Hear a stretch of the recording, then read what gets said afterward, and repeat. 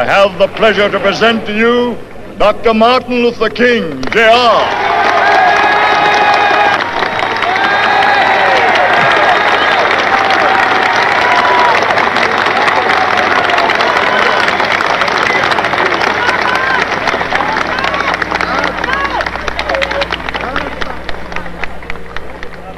I am happy to join with you today in what will go down in history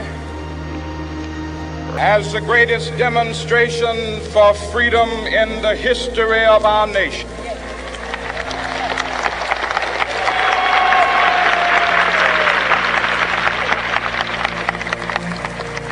Five score years ago,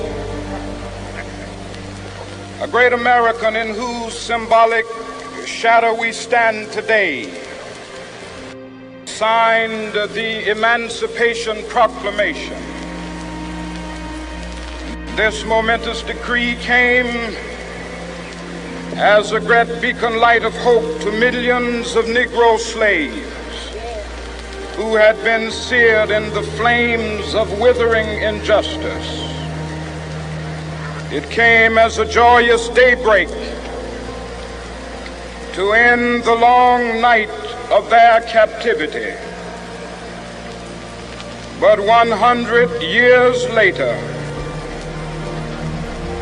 the Negro still is not free. 100 years later, the life of the Negro is still sadly crippled by the manacles of segregation and the chains of discrimination. 100 years later, the Negro lives on a lonely island of poverty in the midst of a vast ocean of material prosperity. This nation will rise up and live out the true meaning of its creed. We hold these truths to be self-evident, that all men are created equal.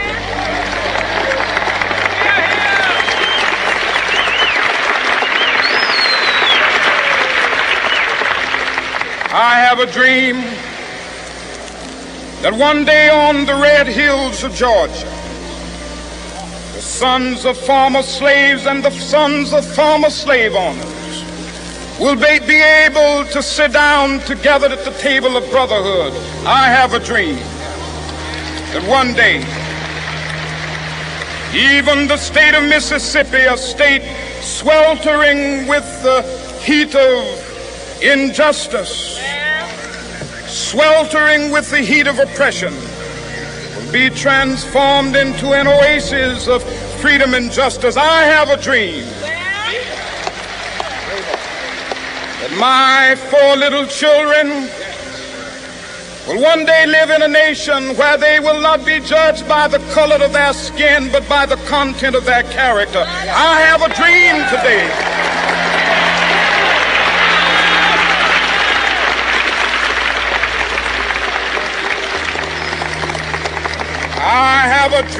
that one day down in Alabama, with its vicious racists, with its governor having his lips dripping with the words of interposition and nullification, one day right there in Alabama, little black boys and black girls will be able to join hands with little white boys and white girls as sisters and brothers. I have a dream today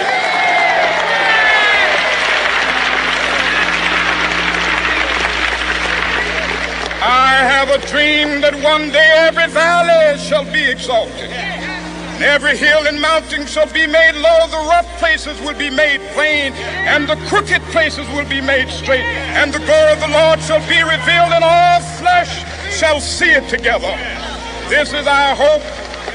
This is a faith that I go back to the South with. With this faith, we will be able to hew out of the mountain of despair a stone of hope. With this faith, we will be able to transform the jangling discords of our nation into a beautiful symphony of brotherhood.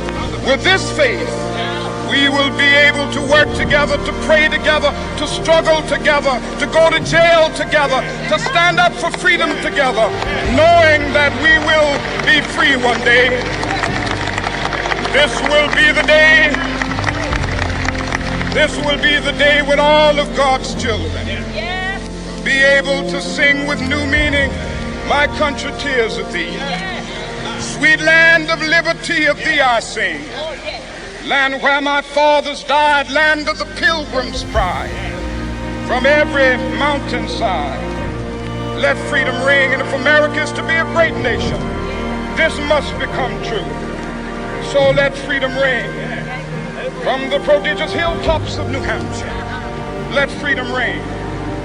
From the mighty mountains of New York, let freedom ring. From the heightening Alleghenies of Pennsylvania, let freedom ring. From the snow-capped Rockies of Colorado, let freedom ring. From the curvaceous slopes of California. Not only that, let freedom ring from Stone Mountain of Georgia.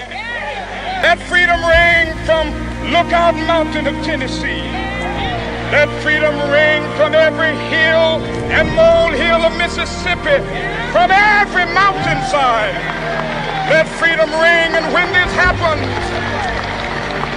when we allow freedom ring, when we let it ring from every village and every hamlet, from every state and every city, we will be able to speed up that day when all of God's children, black men and white men, Jews and Gentiles, Protestants and Catholics, will be able to join hands and sing in the words of the old Negro spiritual. Free at last, free at last.